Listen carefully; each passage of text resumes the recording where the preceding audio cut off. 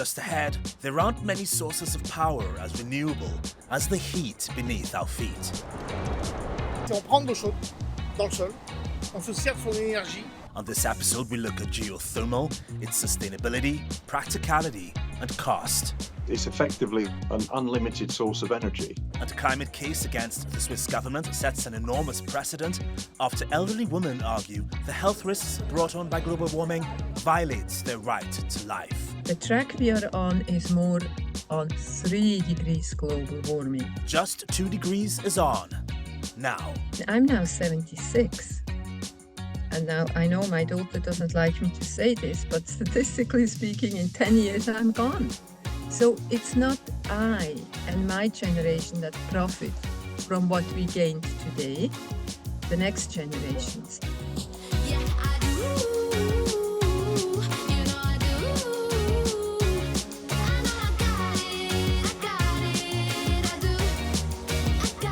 We begin this episode taking a look at an energy source beneath our feet that could help propel us to sustainability.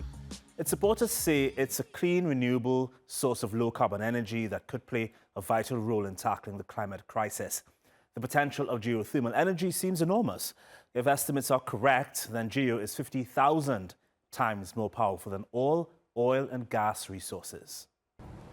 You may have soaked in a natural hot springs pool or witnessed the old faithful geyser blasting hot water into the air at Yellowstone National Park.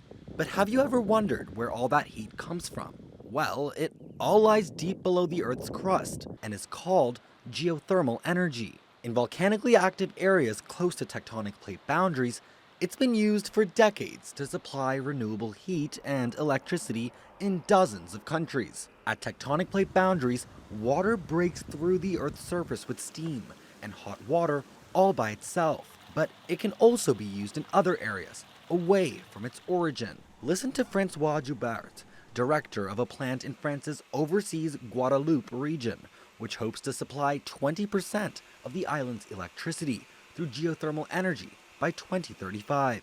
À notre droite ici, c'est une turbine à gaz, qui elle va donc recevoir de la vapeur sous pression que l'on conditionne au préalable au niveau des puits. On sépare avec l'eau chaude. On réceptionne la vapeur ici à 7 bars. On fait tourner une turbine, un rotor dans un stateur, qui lui va donc alimenter un réducteur de vitesse, qui va alimenter un alternateur. L'alternateur va produire du courant que l'on va transférer dans un transformateur pour pouvoir le transformer et le mettre sur le réseau de la Guadeloupe. Advocates say this renewable source has the potential to increase energy security in an uncertain world. After the 1970s oil embargo spurred an energy crisis across the world, Iceland harnessed its abundant geothermal resources for heat and electricity. Today, the country receives more than 90% of its heat from geothermal energy. Experts say the resource has the potential to slash high-emitting nations' dependence on dirty fossil fuels. Indonesia, for one, has close to 40% of the world's geothermal potential, while untapped resources in the United States could supply 10% of today's energy needs. For countries with little to no natural resources, geothermal energy could reduce reliance on imported fuels. It is an energy source that could be utilized more and better, but it's not a completely renewable source, and it's not without its problems. I think that's important to remember. But it's overall better than coal and gas. Environmental groups say solutions must be found for the harmful drilling stage, which can lead to sulfur pollution and CO2 emissions. Using geothermal for electricity, however, produces only about 1/6 of the CO2 of a natural gas power plant and emits 13 times less greenhouse gases. But the reason geothermal energy hasn't been used as widely stems from one crucial factor: the high upfront costs during the initial exploration stage and the risk of not being successful. Secara umum, kendala pengembangan di geothermal Indonesia ada beberapa hal, tapi yang paling utama mungkin yang bisa dilihat adalah masalah harga. Sampai dengan saat ini, harga ini masih menjadi suatu hal yang menurut para investor itu masih kurang menarik. Aturan mengenai harga juga selalu berubah-ubah. According to the World Bank, initial exploration and test drilling for 3 to 5 geothermal plants cost anywhere between $20 to $30 million. And for an average-sized home, installation of heat pumps costs between $10,000 to $20,000. A global effort to exploit the potential of geothermal energy would therefore demand a major mobilization of private sector investments. Experts say this must include risk mitigation mechanisms and funding from public sources, climate finance, and guarantees. The center of the Earth is extremely hot due to long-standing radioactivity and the pressure of gravity pushing on the center of the Earth. So it's effectively an unlimited source of energy. And how is this connected to the magma that flows within the Earth's crust? Well, the heat is creating the molten rock, the magma, which comes out when we have volcanoes. So everything below a certain depth is effectively molten, and it normally stays there unless there's a crack in the surface that allows it to come up closer to where we are. What's your best argument, Jonathan, in favor of geothermal energy as a renewable source? I think when we look at the range of renewable options that we have, they tend to all have their own disadvantages.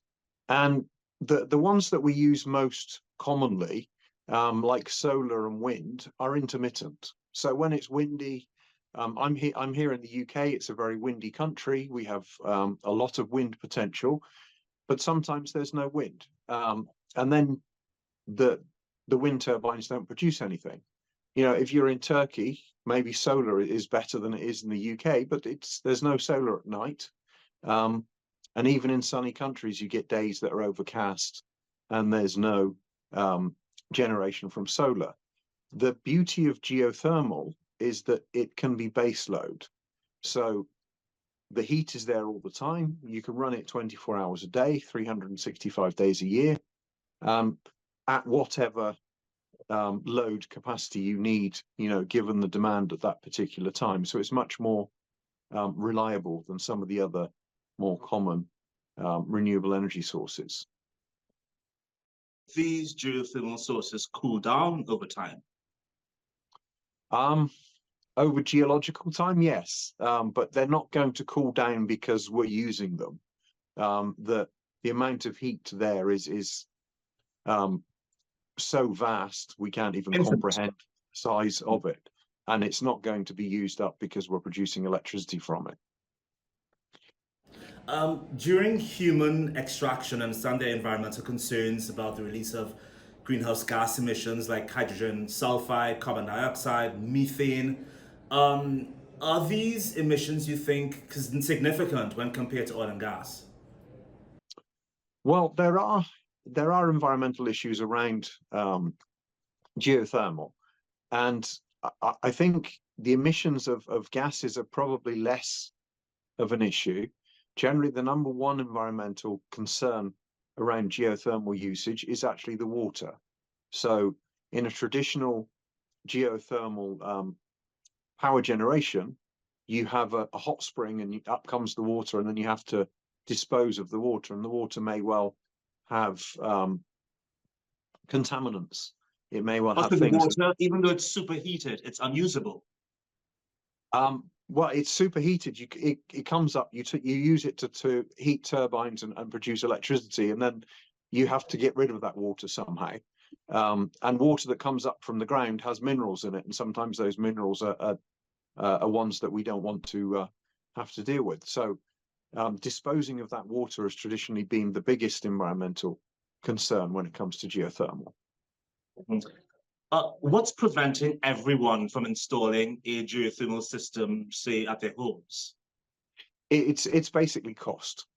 So to have an effective geothermal system that produces heat at a high enough temperature to, say, produce electricity, means you have to drill extremely deep into the ground, deeper than we generally do for oil and gas. And so and once you've drilled a hole that deep, once you've drilled a well that deep, the capital cost of that well means that you need to produce a lot of energy to pay that back. Also, the level of geothermal potential varies from different places. So we all know about Iceland. Iceland, you know, is active volcano area. They have lots of very hot springs, and for them, drilling into the earth and producing geothermal energy is relatively cheap. But there's lots of places in the world where the active hot rock that you need is much further below the ground.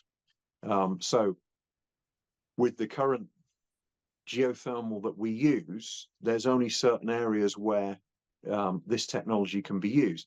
That's not necessarily going to stay the same. There's developments going on that may make this a much more widespread source of energy, but that's traditionally been the way it has been. Yes, but just about to ask you, if you think the costs are worth it compared to the devastation and destruction and harm that other dirty forms of energy cost us on a human level, on an environment level, an ecosystem level, is the cost worth it? Should we invest these billions or trillions of dollars to install these systems in a way that everyone has access? I think one of the difficulties with investing in these technologies is that if we take solar as an example, if you look at how much it cost, a panel cost, say 20 years ago, compared to how much it costs today, spending that money in a panic 20 years ago would have got us a lot less clean energy than spending the same money today. So there has to be a balance between, you know, it has to be cost effective. And in the sense of when we look at geothermal, there's a number of companies that have some very interesting new technologies. And we see lots of these technologies, they never work in commercial. We read about lots of wonderful new green technologies. They don't all become commercial successes. But if we assume that some of these technologies may well make big breakthroughs, then perhaps 10 years from now, we'll have much cheaper ways of producing geothermal energy than we do today. That's not an argument to say we don't do anything, that we don't use the good resources that we have, the most cost-effective resources that we have now, but it is an argument to say that we don't necessarily need to spend vast sums of money in a panic on technology that might actually be outdated just a few years down the road. To give an example of one company that I know of, it's a Canadian company called Evor, and they've developed a closed-loop geothermal system where effectively they have wells drilled down at either end, and the water flows down along a grid underneath the ground, heats up, comes up the other end, goes through a heating system, and then they use the same water and it goes back down again. So you don't have the water waste problem, and you don't even have to have pumps because everything works on heat convection. You know, heat rises and it pulls the colder water back down the other side. And there's some interesting projects in Germany and in Austria using this technology at the moment. And one of the, you remember I said I was talking about drilling deep enough to get water that's hot enough to create steam to produce electricity. They're actually focusing at the moment on central heating plants. So in lots of places in Europe, they have these central heating plants and hot water is piped to the homes. And traditionally they've been coal or gas. Some of them are changing to biofuels. But if they can use geothermal in this instead of fossil fuels, immediately you wipe out the carbon emissions for the heating of the homes in the region where this thing exists. And it's much easier to get 70-degree, 80-degree water than it is to get 200, 300-degree. You don't have to drill so deep. So they're kind of looking at low-hanging fruit that's cheaper to do. And at the moment, it's just a few projects to see whether it really works and whether they can get the economics working. Jonathan, whether it's at some future time, decades, multiple decades, centuries from now, yes or no answer, can geothermal energy save us? I think so. I think so. It's continuous base load. It's completely green. It basically has unlimited potential. It can go on for centuries. It's not going to run out. So I think from a heating and electricity point of view, if we can get the costs to work, it could become the default form of energy. But there's always if we can get the costs to work. In a first for climate justice, a European court has ruled that EU member states must protect their citizens from the dangers of climate change. The court condemned the Swiss government for violating elderly women's human rights by failing to meet its own climate goals and establish a carbon budget. The organization, called Senior Women for Climate Protection, represents over 2,500 women who are mostly in their 70s. Lawyers argued age and gender makes them more at risk to the effects of heat waves. Observers believe the case could have an impact across Europe and beyond. Dr. Stern, this is an amazing victory for your group, Klima Seniorinnen. For your first reactions, how do you feel? Oh God, right now I feel incredibly tired. I haven't had enough sleep. I gave about 100 interviews. And despite all this, I feel absolutely great. When you wait for something for 8 years and then you get a yes, you actually won. It's like Christmas and Easter and New Year's and whatever you celebrate all together in one. Yeah, so it does feel great. Let's go back to the beginning. Based on what your lawyers argued, the age and gender makes people over a certain age more at risk of heat waves. It kind of suggests that there was something that precipitated everything that took place. An individual event, maybe, that started this fight for climate justice. I keep imagining someone from your group suffering a heat stroke. Exactly how did all this start? So how did all this start? If you know, it actually started with a young man. It started with a young man who worked as an environmental scientist at Greenpeace, and he heard about this case in the Netherlands, this Urgenda case. I don't know whether you heard of that. And Urgenda was a group of people, and they took their government to court for an inadequate climate policy, and they won. So the state of the Netherlands had to improve their climate policy. And then this young man who worked at Greenpeace thought, that's what we want to do, but how can we do it in Switzerland? You can only do it when you are personally affected. Who is affected the most out of all the segments of population? Elderly women.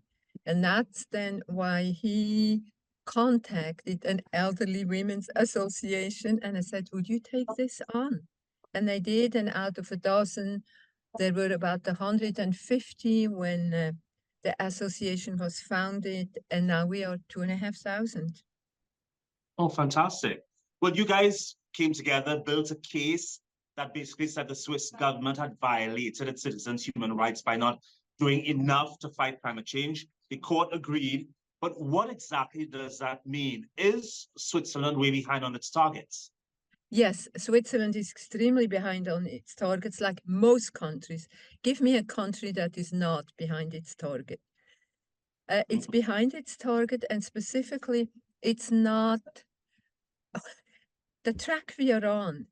Together with several other countries, we are way above the 1.5 that we should not get over, according to the Paris Agreement, which our country has signed, many other countries have signed.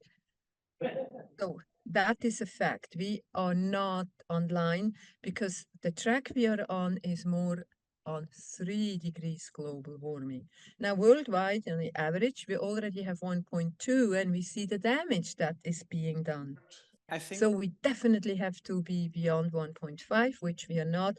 Plus, we do not have a real budget in terms of how many emissions are we still allowed to let out into the air.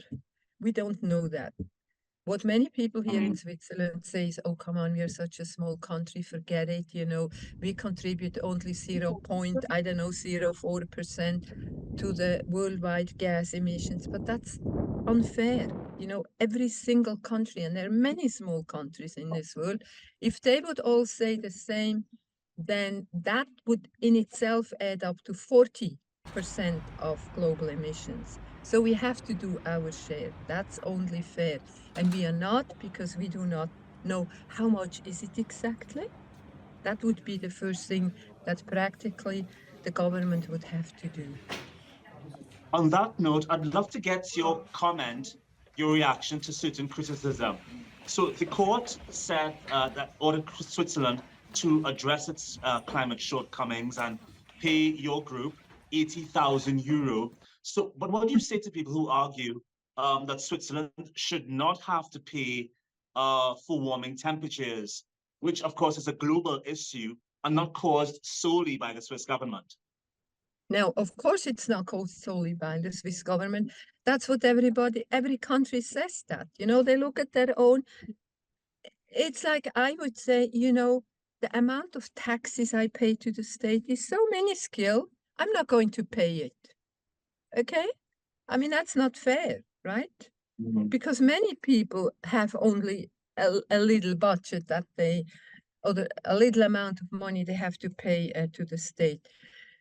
So when people say they should not pay 80,000, what do they pay that for? It's not for us. It's not because we didn't ask for any money, zero. So it's not for damages. It is actually for some of the cost. Okay. And now, yes, Switzerland is 80,000 in this whole game of cleaning up the air and cleaning up the planet is, again, a minuscule amount. The court considers it clear that future generations are likely to bear an increasingly severe burden of the consequences of present failures and omissions to combat climate change. The court holds that the special features of climate change as a common concern of humankind and the need to promote intergenerational burden sharing renders it appropriate to make allowance for recourse to legal action by associations in the context of climate change. It was worthwhile fighting because now we have 80,000 Swiss francs or euros. No, that's not it. And if we are on this line, first of all, yes, we were fighting for ourselves. We said during heat waves, our health is high at risk, the highest of all the population segments.